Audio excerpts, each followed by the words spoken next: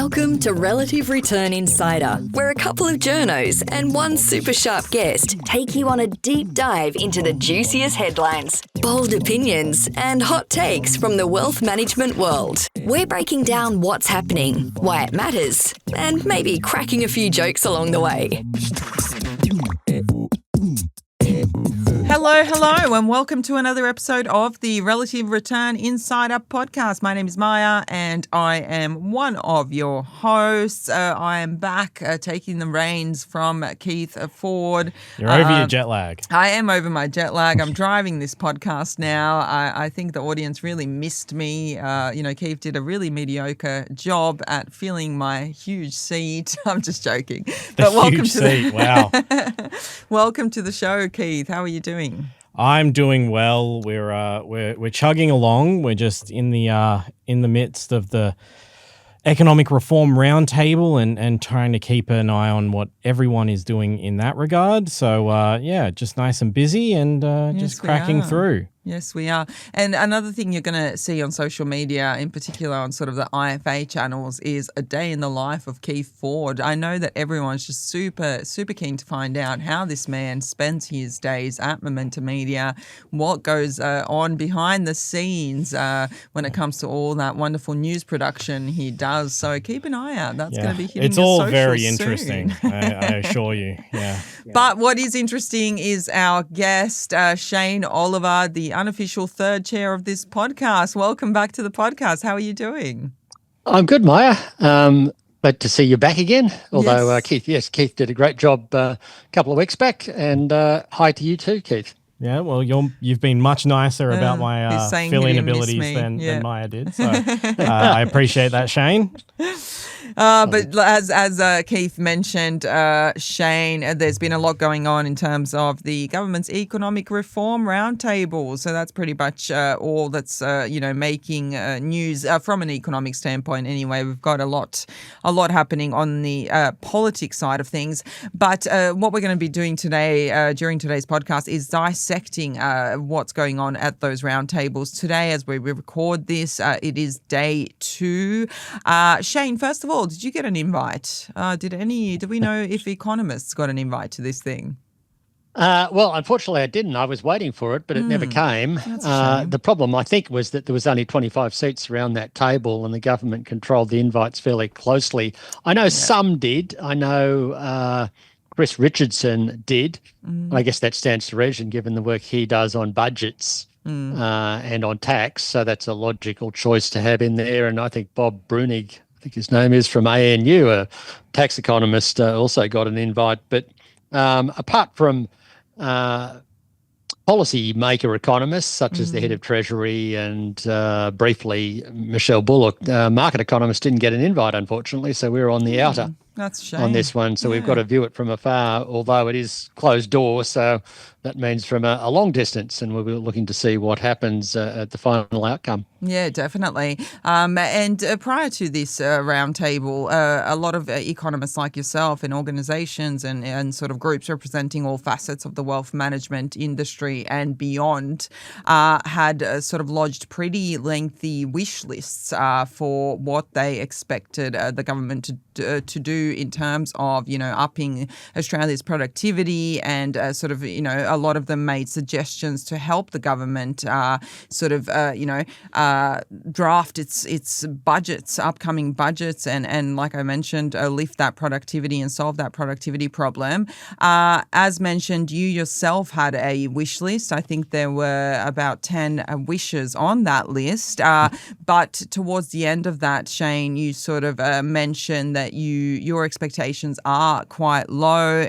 You're not sort of too hopeful that too much will come out of this, but you did refer to this whole process as a good start. Do you want to tell us more about that? Well, I guess economists have been talking about productivity for several years now. In fact, I do recall journalists asking former Reserve Bank Governor Glenn Stevens, so this is going back a long time now, what can we do to boost productivity? And he would often say, well, the Productivity Commission has a list. Let's go through the list. And of course, no one did. And the basic problem, I think, was that I guess starting sometime in the 2000s, the focus on productivity wore off. We'd seen the big gains coming out of the 80s with the reforms of Hawke and Keating to open the economy up and make it more flexible. That was continued under Howard and Costello. Then we went into the mining boom years, and Canberra was rolling in money with surplus after surplus, high commodity prices boosting national income. And so the perceived need by governments, whether it's the Labor period under Gillard and Rudd, whether it's the multiple prime minister period under the coalition, I think we've got one every 3 years there as well.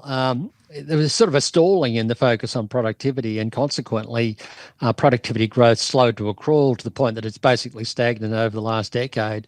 And that, of course, has been reflected in partly the cost of living crisis. And, of course, there is a correlation between productivity and per capita GDP, or material living standards, for an obvious reason. If a nation can produce more per hour worked, then the people in that nation will see their living standards rise. If they can't produce more per hour worked, then odds are their living standards will go back unless they're handed a windfall gain in national income. So surging commodity prices can help us a little bit, but that's not sustainable on a long-term basis. So I think it is good news to see the government focusing on this straight after the election, having the roundtable. But the government has also said or implied that labour market reform is off the table. They don't seem to be too keen on a GST. I don't get the impression there's going to be much of a focus on constraining government spending, or maybe I'm wrong on that front. And so even though I have a wish list of 10 things, including tax reform, deregulation, both in product and labour markets, I want to see the size of government limited, because the more you allocate of your economy to government, the less productive it will be. I want to see more of a focus on education and getting educational outcomes right. I want to see more investment incentives and so on. I mean, the reality is that given the constraints the government's put around it and their own, I guess, priorities, I don't see a lot of those things happening. What I do think will happen, though, is we probably will see something on regulation, at least to speed up the supply of houses. We might see some action on that front. We probably will see some incentives to help boost investment. And there's lots of other more minor things that can be done, to make it easier for foreigners to invest in Australia, to make it easier for superannuation funds to be innovative in the areas they invest in beyond just shares and bonds and cash and property, for example. So I think something will come out of it, but it's going to be a long process. It has to go through cabinet. Some things will have to go to an election, perhaps, if there's any tax changes, but at least it's good to see we are moving down this path. One thing I'm conscious, though, was that in the past, when we had a lot of focus on reforming the economy, it was after a crisis. And we haven't had a crisis yet. The economy still seems to be coasting along. Unemployment is quite low. Inflation's back under control. So we're not in the sort of crisis environment that often brings out fundamental reform. But at least I think it is good news to see the government recognising there is an issue here. Definitely, Shane. There is. And I mean, with all the wish lists, it's a bit of a, a lot of them seem pie in the sky, probably not going to get over. But if you don't ask, you don't get. So you've kind of got to actually, you've got to ask the government for something if you want to get something. Looking at it, I guess, in general, the roundtable, what are your thoughts on just the idea of this roundtable and getting people from all of these different various areas, obviously picked by the government, all together? They're all sitting down. They're kind of mapping out a bit of a roadmap for the economic future of the country. Do you think, I mean, you mentioned just the government having a focus on productivity is a good thing.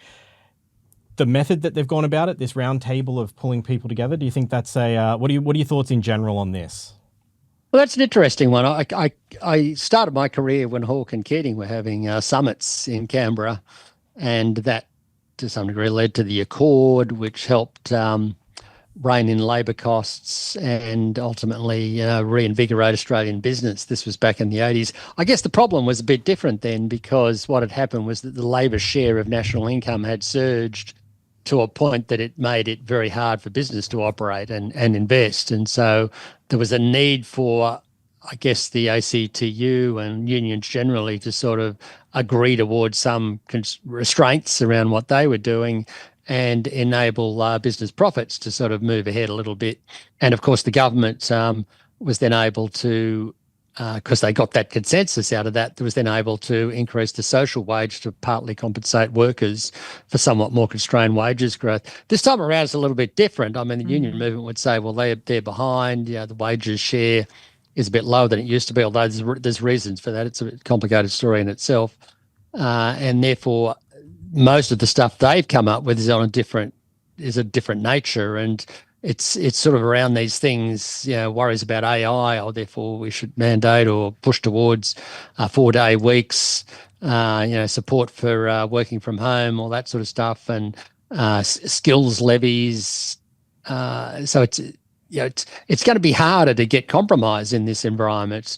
I guess if you'd got a bunch of economists in there, I mean, an economist would say this, if you've got a bunch of economists in there, it's probably going to be a lot easier to reach a compromise, I reckon, because most economists would come up with something similar to my wish list, not exactly the same. So you'd think it'd be easy to get a compromise in that sense. So the need for compromise coming out of this may slow it down a little bit. I mean, you're going to have the business community angling for one thing, and then you're going to have the union movement and others and academics perhaps angling for something else. So that may make it a bit more difficult.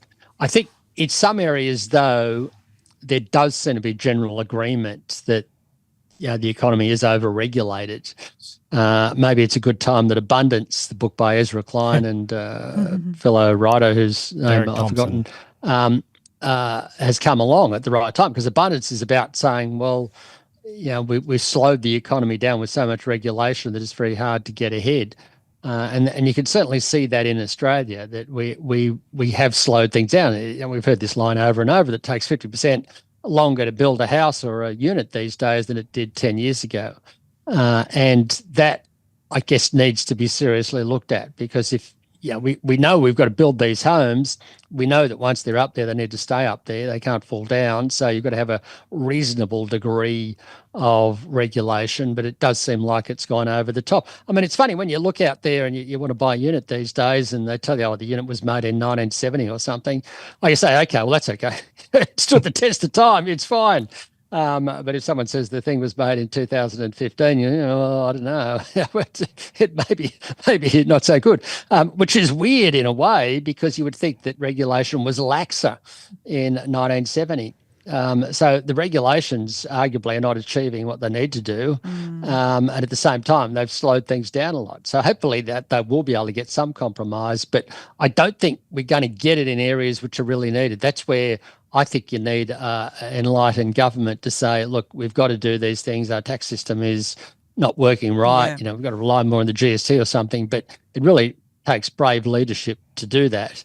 But I don't think we're going to necessarily get to that point by compromise. Yeah, you're definitely right. And speaking of tax, that's sort of the central wish among sort of many areas of the economy, is that tax reform. Now, some, especially sort of the unions, are now calling for the removal of negative gearing and capital gains as well. So that's an old debate, Shane, that's, keeps sort of resurfacing, and that is an issue that is sort of widely believed to have cost the Labor Party an election win back in, was it 2019? What are your thoughts on this one? What are your thoughts on negative gearing, capital gains in particular as well? How likely is the government to even sort of consider this? And then you mentioned sort of GST reform. That's something that many have argued needs to be sort of boosted as well. We need to rely less on people's incomes and taxing incomes. Overall, what are your thoughts on tax reform, I guess? Well, I think it's one of the big ones. The trouble with it is it's a bit hard to explain to people how moving, say, to a greater reliance on the GST will actually help the economy. But it's a big one in the sense that we do have an overly progressive income tax system. I mean, you need to have a progressive income tax system to help those who need help and take more from those who have the capacity to help out. So I think it needs to remain progressive, but the top rate does kick in. Even Paul Keating has said this, it is egregious that if you earn twice average earnings, which is about $200,000, then you pay that top tax rate. And we know that we had that debate last year about the tax system on that front. I think the government previous government wanted to raise the top threshold from 180 to 200,000, and then it was raised to 190,000. And there was a lot of angst around that, even though low and middle income earners already had their tax cuts in the early phases of the tax cuts. So it's a more fraught issue. The problem in Australia, though, is that when your top marginal tax rate is close to 50% and it kicks in at just double average earnings, then there's a disincentive there. Like I've known people and friends that say, well, I'd rather be in Singapore paying 30 cents in the dollar or whatever it is. And that can be a negative. The other problem is I can understand there are issues there with negative gearing, people taking excessive advantage of it, where they may be negatively gearing 20 properties or 10 properties or something like that, and the capital gains tax discount is overly generous. But the way at 50%, the way I would see it is, yes, we could look at those things, but it would have to be part of a package to lower, push out the income tax thresholds, lower the marginal tax rates, and ideally rely more on GST. The reason high income earners get most of the benefit percentage-wise of those tax concessions, whether it's super, negative gearing, capital gains tax, is because they pay the bulk of the tax. Something like the top 10% of wage earners pay 50% of the income tax revenue going to Canberra. It's hard to estimate precisely because we don't get these breakdowns, but the top 20% are potentially paying somewhere between 80 to 90% of the income tax going to Canberra. So naturally, if they're taking advantage of a tax concession, then they're the ones who get the bulk of it because they pay the bulk of the tax. The better way to reform all of this, if we do want to reduce those concessions, is to do it as part of a process of lowering income tax rates generally. And then I think there would be some case to do it. But anyone who thinks that fiddling around with negative gearing or the capital gains tax discount is going to suddenly make housing affordable has got rocks in their head. It's not the main story. The reason we've got unaffordable housing in Australia is because we simply don't supply enough homes for the number of people in Australia. And that has led to a housing shortfall on our estimates, which is between 200 to 300,000 dwellings. That's the issue there. It's not negative gearing or capital gains tax discount. It's the supply-demand imbalance. And there is a risk there that if you go and whack into negative gearing or the capital gains tax discount too much, like arguably Labor was proposing in 2019, then you probably would just further exacerbate the supply problem over the longer term. So I'm a bit skeptical of those sorts of things. They are put up there because they sound popular. Yeah. But I think you need to look more carefully at it and allow for the fact that the tax system is already quite progressive. This would make it even more so, and the problem in the housing market is not the taxes, but the lack of supply. Yeah. So definitely. Sorry, I was going to say, like with the negative gearing and the capital gains discount and things like that, they'd make some difference, right? But it's only one part of a broader kind of issue with housing prices, right? Like, because I if think there that's is right. a disincentive Some studies of seem to suggest that it's 10%, maybe 5 to 10% of the issue, but it's not the big issue. Yeah, definitely. And I was going to ask you, sort of towards the top of that, we talked about GST, and in Australia, it's at a very low rate. When you travel around Europe, that they call it the VAT, the value added tax. That ranges between 20 to 30%, depending on the countries. I think the UK is sort of around the 20, so is Germany, but then you've got others like Italy that are a little bit higher, Sweden 25. Australia, it's 10%. That is quite low. What are your thoughts on that? Do we need to bring that up to sort of match some of those? And what level? European and what level? Even a 15% would. And I know even when my husband, he was quite sort of, when he first sort of moved to Australia, he was quite surprised to see, because back in where we're from, it's much higher, and for him to this day that doesn't make sense that we're only giving 10% of what we spend in a restaurant to the government. That's right. And it used to be zero, and then we had all these other funny taxes, which meant that the effective taxes on goods ranged all over the place. Then we rationalised it in the year 2000 with the GST. There was the Howard government, but in the process of getting it through, it was only taxed on. There were some exemptions: fresh foods, health, I think, education from memory. And that's created a problem in itself, as more people have spent on particularly health and it's not captured. I think there's all sorts of issues with this. The reliance we have on income tax is through the roof. About 70% of the tax revenue comes from some form of income tax. In most countries, it's half that. The reliance on indirect tax, like the GST, is again half what it is, or less than half what it is in many other countries. The arguments against relying more on the GST are that it's a regressive tax. Therefore, we all know that lower income people spend more of their income than higher income people. So therefore, it's a bigger percentage burden on lower income people than it is on high income people.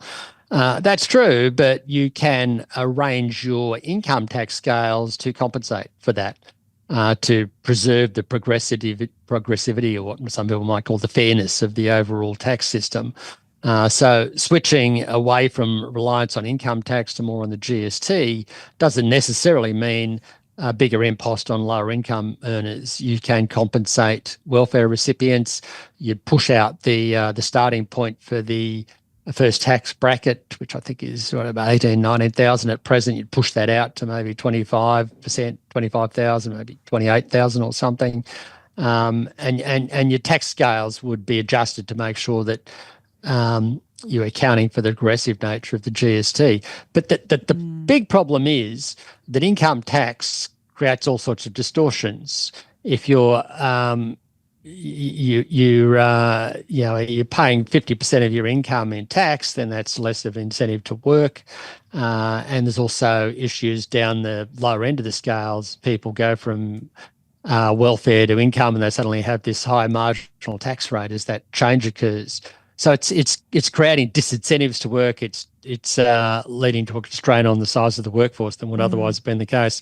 The benefit of the GST is that it's less distortionary tax. If it's 10% on everything or 20% on everything, it doesn't distort people's economic decisions, and therefore economists regard that as an efficient or a productive tax. And then I guess everyone's listening to this and think, well, it's still going to be a rip-off for lower income earners. That's not true. Just think about Europe. Europe is actually seen as fairly egalitarian compared to the US and Australia. It tends to have lower Gini coefficients or lower measures of inequality, and yet they've got, as you say, they've got these GST rates that range from 20%. I think, in fact, there's a minimum. If you want to be in the EU, you've got to have a minimum GST of something like 20%, up to 30%, and yet they're not perceived as widely unequal countries. In fact, that's particularly the case for many Scandinavian countries that have GST, but they're hardly regarded as unequal countries. So it can be arranged such that it actually leads to a more efficient tax system, and at the same time is preserving progressivity and fairness in the tax system. The other point to note is there's a lot of debate about older Australians. I'm getting sensitive here as I get older. We're coming into retirement with high levels of wealth. And there's a lot of coverage on this by one of the presenters to the, let's call it the Productivity Summit, because that's what it was originally called, to the summit, and how older Australians are being taxed less compared to what the situation used to be. And at the same time, they're coming into retirement with high levels of wealth because of good gains in share markets, their super, and the property markets. And therefore, the tax system is actually favouring older Australians over younger Australians. If you switch the GST, that's actually one way of rebalancing the system. It's not the only way, but it is one way, because obviously if you go into retirement, you're not facing as much income tax. But if you go to spend your money, then it'll be collected. And obviously when you're in retirement, you're spending a lot more of your income. generally speaking. And then if you're paying a GST rate, then you at least collect some revenue there. Whereas the way things are at present, we're going to be imposing a much greater burden on working Australians on their income tax. Whereas if you could switch it to GST, then it takes some of the burden off working Australians to pay for the cost of an ageing population. So there's lots of arguments to rebalance the tax system. But that is a difficult one. I know when John Howard did it, he won the 1998 election, proposed the GST, got agreement with the Democrats on that, and then I think both parties suffered a little bit in the 2001 election. And I think there's quite a seat loss by the coalition at the time. By the same token, by the time of the next election, 2004, the angst with the GST was largely forgotten about. People had gotten used to it and thought it was a good system. And I think exactly the same thing would happen this time around. That there'd be a lot of complaints, but within an election cycle, we would have forgotten about it and moved on. 100%. And you mentioned the Scandinavian countries, and as we said, they're sort of on the higher end of that GST. But, funnily enough, they're consistently ranked among the happiest, the citizens of those, that's right. Sort of Denmark, and the happiest in the world. They are happiest in the world. And you look at their Gini coefficients, which is the economic jargon for a way to measure inequality in your economy, and they're relatively low. They're what they call social democrat states or something. More of a on that front, but they recognise that a GST is a more efficient form of taxation, and it's led to high living standards. Good efficient way of collecting taxes, I think if Australians just study what's going on over there, they'd probably see it's not that bad in the great scheme of things. So in terms of the measure, I would probably raise it at least to 15% and put the tax on everything. Yeah, same. I agree with you, Shane. Great minds. No, but I was going to actually ask you if there are examples overseas that we should be looking to when it sort of comes to increasing and boosting our productivity, or do you sort of believe that our challenges are more homegrown? Well, it's a bit of both, but it is a global challenge. I think various people have pointed this out, including the Reserve Bank governor, that lots of other countries around the world have also seen their productivity stagnate in recent times. One exception is the US, so maybe we can look to the US as something to do. She suggested that after speaking to Jerome Powell, that maybe the reason productivity growth is stronger than the US is because their labour market is a lot more flexible, which is quite possibly true. The only complication with that is that we've got to be a little bit careful there. If you go down the fully flexible labour market the US has, then that can lead to lots of problems. I would tend to think that their minimum wages are way too low, and it can lead to social unrest, and you can see that to some degree in the streets of the US these days. So, yes, labour market flexibility is part of it. And I would prefer a more flexible labour market than the one we have now. It's actually been more regulated under the current government, but you got to be a little bit wary of reading too much into the US, where workers aren't treated anywhere near as good as they are in Australia. What sort of flexibility are we talking? Like work from home, or is there other measures? Well, I like on the work from home thing, I think that should actually be between a worker and the manager. In some industries, it doesn't work anyway. I think it's a lot easier to fire workers in the US. Hiring and firing is a lot easier than it is in Australia. States, nothing better than at-will employment. That's right. So they are, and their wage rates tend to be, there's greater range in the wage rates from the extremely high to the extremely low. Whereas in Australia, we've got minimum pay conditions and so on. So I know there was quite a lot of regulatory move by the current government in the last 3 years, but I wouldn't consider myself a legal expert in terms of how that impacted precisely. But I think if you speak to most employer groups, they'd say that the labour market has become less flexible in the last few years. Yeah, definitely. And Shane, just wanted to ask you as well regarding sort of super funds. Obviously, some of their CEOs are in attendance of this summit, including the Australian Super CEO who spoke to the ABC last night. And he was sort of quite heavily prodded and rightly so regarding the value of the fund's investments in Australia and its sort of heavy international slant. He basically said that investing overseas is vital for diversification, of course, but he also admitted that the fastest way to sort of crowd more superannuation into local projects is to reduce approval frictions and lock in predictability. He called for more policy certainty, and he basically asked, governments to and regulators as well to make much quicker decisions. And also, he's sort of pushing for better alignment between investors and the government. What are your thoughts on sort of, what he had to say? How important do you think these roundtables or this summit is in terms of ensuring that our super funds, involve themselves more deeply in Australia's economic growth rather than sort of overseas? I think it's good to get the issues on the table. We went through a period there where I think the industry sort of, around the Royal Commission, but even before that, there were some issues in the industry that led to an increase in regulation, particularly after the GFC, and the range of outcomes for super funds coming through that GFC period, and also problems, was it Storm Financial and so on. But a lot of that led to an over-regulation, which has then had the effect of making it harder for people to get advice because they can't afford it at a time when more Australians need access to that advice. And then it also led, I think, to a situation with the APT, the annual performance test, where super funds find themselves herded into similar strategies.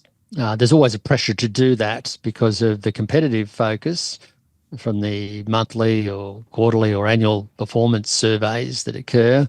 You don't want to see yourself at the bottom of the pack for too long. But I think the APT sort of locked that in. I mean, if you're going down an alternative path, often the benchmark might be the share market, for example, with some margin around it. But the performance of a startup investment or in the Australian economy may not necessarily be that great relative to shares initially. So you could go through some rough years. But that may then hamper you when you have to set the APT or the data is required for the APT. And there's also the issues there that you referred to where the lead times are long, the approval times with projects are long. And so Australian super funds, it's always inevitable as the pool of savings rises in the super system that more money would go overseas, and that was partly necessary out of diversification. I mean, you could look at MSCI. I think Australian share market is about 3% of MSCI. If you were a Martian investing your money on Earth, then you'd have only 3% of your assets, perhaps in Australia. But we naturally have a home country bias, and we want to see some of those funds, or the majority of those funds, deployed locally. And so you have that home country bias. But nevertheless, given that rise in the pool and in many cases the lack of investment-ready opportunities locally for, say, a super fund, they've had to go overseas. So if anything that government can do to make it easier to bring projects to market quicker, to get them into a state where they can be invested in funds that ultimately find themselves destined to superannuation funds, I think would be welcomed. But a lot of it does come back to regulation, that the approvals times were just too long in Australia, and that can hamper things as well. So there's a lot that can be done on this front, although it might seem minor in the great scheme of things compared to some of the bigger picture reforms that are being talked about. But I think it is important that we do make sure the annual performance test is operating appropriately and not having the effect of discouraging super funds from investing in opportunities in Australia. Yeah, for example, affordable housing falls into that category, because then we'd end up shooting ourselves in the foot if that is the outcome. There's in a similar vein to that. There's a push to kind of rework RG 97 around the disclosure of the stamp duty, with the idea being that, you know, an unlisted property purchase from a super fund, they have to disclose the stamp duty up front. It's a big upfront cost. If it's in a listed fund, then it kind of gets obscured with all the other investment fees and everything like that, and it doesn't look as bad. And so the idea is, like, you know, we should change the way it has to be disclosed so that those unlisted property purchases don't show up with the massive stamp duty hit. Does it not make more sense to just get rid of stamp duty? Yes. I mean, stamp duty is a ridiculous tax. Yeah. We've known this for a long time, and it's been an annoyance. It should have been abolished at the time of the GST, and I don't know quite why it managed to still stay around. It may have been because they couldn't agree to increase the GST to a higher rate. They'd already invested in the really big stamps, and they just had to keep charging to use it. Well, it could be that, or more likely more bureaucrats wielding the stamp. I mean, it's like that thing on number of town planners these days. You know, they've exploded. Town planners working in councils and working for people around councils. They've exploded, but the number of approvals per annum hasn't really changed. So there's this massive reduction in approvals of new property constructions per town planner, which you could argue is a sign of declining productivity. But in any case, here, stamp duty is a ridiculous tax. It's like putting sand in a machine. You know, it slows everything down. It takes you longer to save for it. I mean, you could be up to $40,000 up front, 50,000 or more. So that's a huge impost up front. And then at the other end, when you become an empty nester, a lot of Australians say, well, I'm not going to sell because if I go somewhere else, I've got to pay an upfront stamp duty, so I'll end up worse off. So they end up hanging on to their homes, 4-bedroom McMansion, for longer than would otherwise have been the case because of that. So stamp duty should really go. It should be replaced either by a GST or ideally land tax, some sort of land tax where the rate equates to the same thing that you pay in stamp duty on average, so the state governments don't miss out. You're right, Keith. That is the way to go. I mean, it shouldn't really about having these issues around disclosures and what have you. The simple solution is get rid of stamp duty. The ACT government has been going down that path.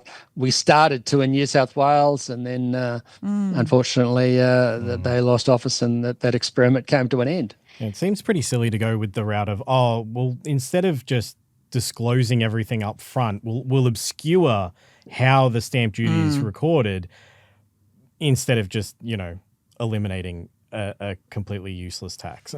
Yeah, it is a completely useless tax. State governments have trouble getting going on it because, one, they're addicted to the revenue flow, and two, if you move from stamp duty to land tax, then you suffer a revenue shortfall in the short term.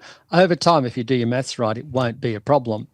But they're worried that if they stamp duty up front, you get $40,000 on the property. Land tax that year on the same property might only be, I don't know, $1,500 or something, or $2,000.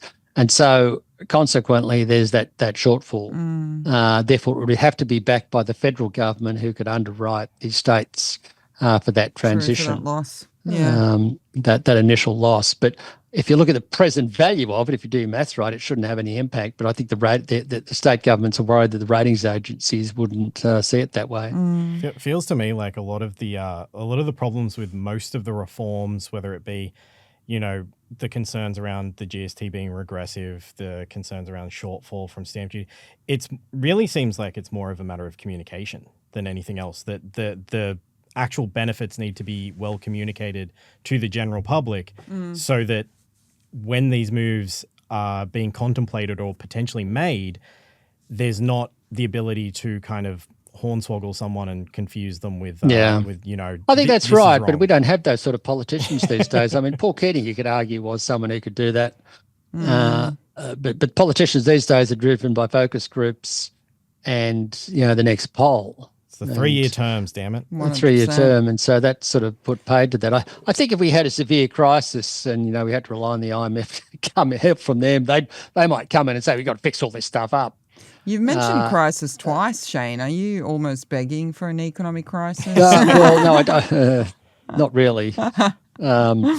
Just you got a power cycle. Reset the system. Power cycle, yeah. I wish we had a power cycle for the I like economy. to be happy, and I'm an optimist, so a crisis wouldn't fit in with that. I'd have a bad day or a bad year. I think that's going to be our podcast title, Shane. I like to be happy. I like to be happy, but therefore I don't really want a crisis, but I know just looking at the history of it, one. economic reform, it's the recession we had to have.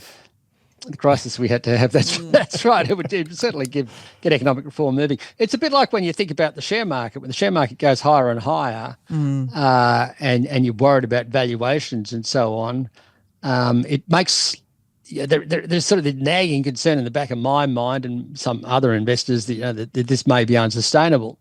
And then when you get this correction, it's horrible when it happens, like the one we had back in April.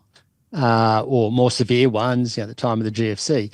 But they do have the benefit of letting steam off and correcting valuations, and then you can go back in again feeling really happy as we start from a lower valuation point of view and things look more sustainable again. So it's the same here. When you just have this endless sort of boom in economic conditions or no recession, then people take unnecessary risks, and that can lead to problems and imbalances build up.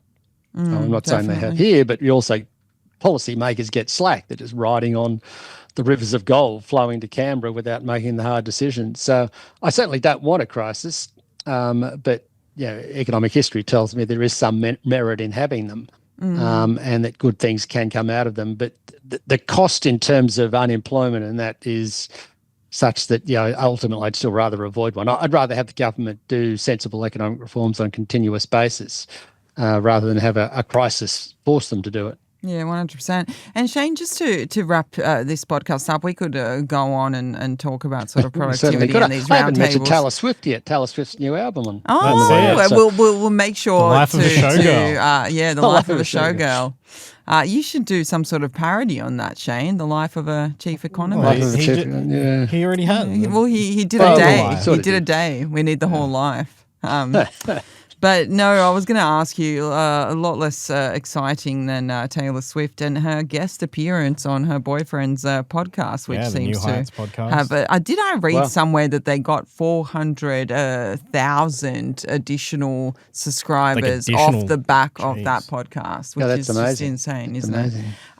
No, but I wanted to ask you, the first day of this summit or roundtable, whatever we're sort of calling it, sort of put emphasis on that capital deepening and attracting investments into Australia. What do you sort of see as the biggest obstacles to private capital flow into sort of productive areas of our economy? What are those sort of main things that the government should really take into account and look at improving if this is if this roundtable is going to have any impact?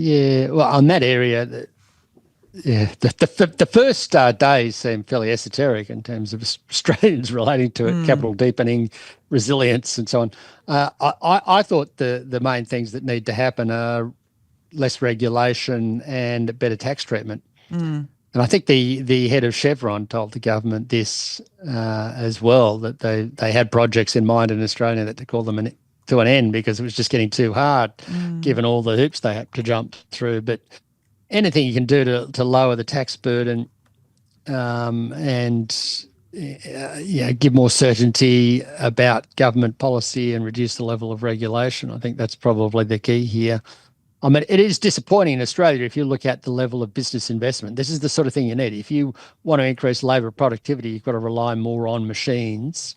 I know there's a big fear that if you rely more on machines these days, AI or whatever, then there'll be less jobs. But the history has been that if you can rely more on machines, then ultimately it creates more jobs and you get things done quicker and faster, and that frees people up. Just think about banking, which 40, 50 years ago moved to ATMs. So many people these days can't remember the last time they saw a bank teller, but the ATM replaced that. Now electronic transfers have effectively replacing the ATMs, but there's many more bankers than there used to be. They've moved on to do other things, so it's a good thing. But you need to find ways to encourage businesses to do this, and that I think has been lacking lately, and that's partly why business investment, abstracting from the wild volatility in mining investment, which goes up and down with the cycle there, business investment in the non-mining sector has been somewhat stagnant as a share of the economy. So that's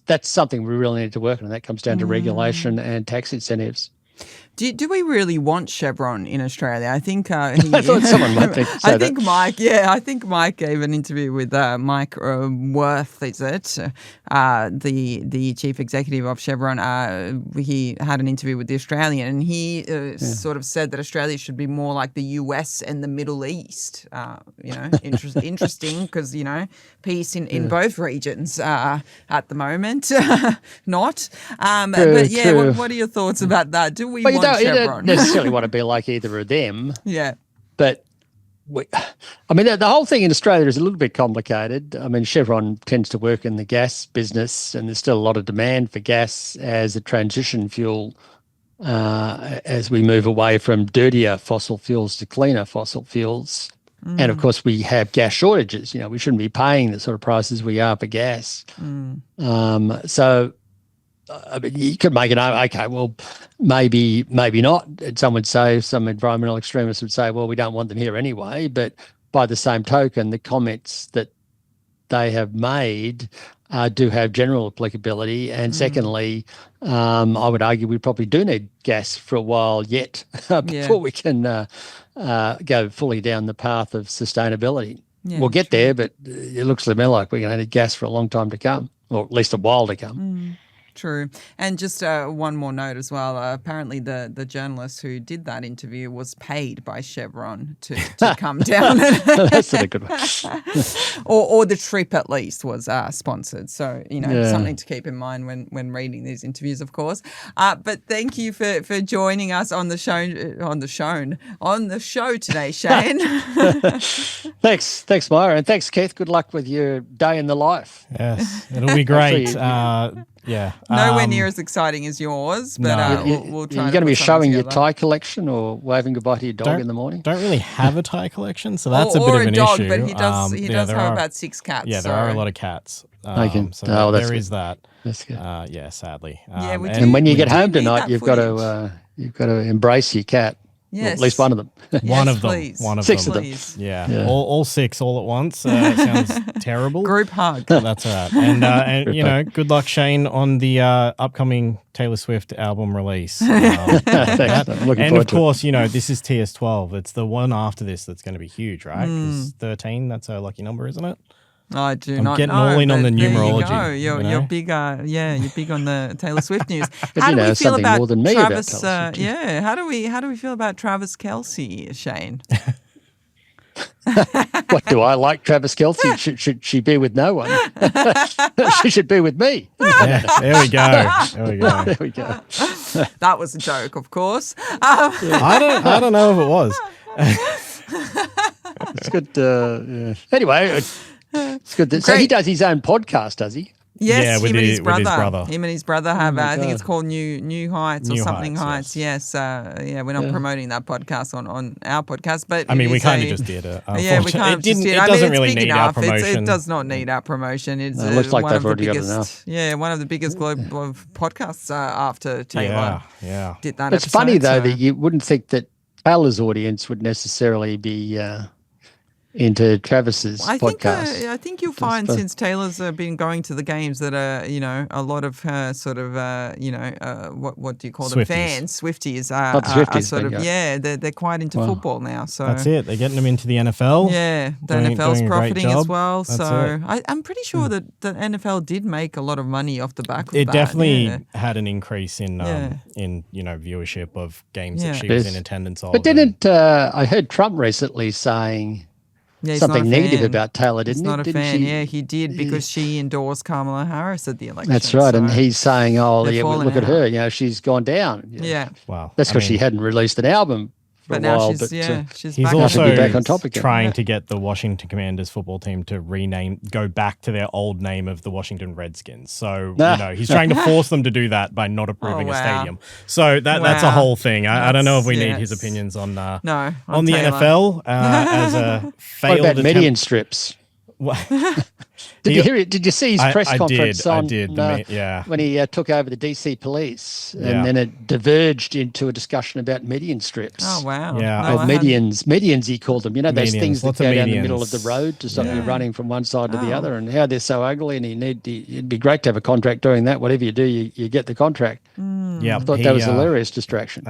It's kind of the playbook, isn't it? He himself is a hilarious distraction. Which is not. it's feeling more and more intentional as it goes along. That it's just, all right, we've done this insane thing. Now I'm going to be a bit of a clown. We're still recording the podcast, we are, by the we way. are. So We're still going. We said goodbye about 10 minutes ago. We said goodbye, but I did not wrap up. Okay, thank you to you both, and thank you to our audience for tuning in. We hope you enjoyed today's show, and we'll see you again next week. Thank you.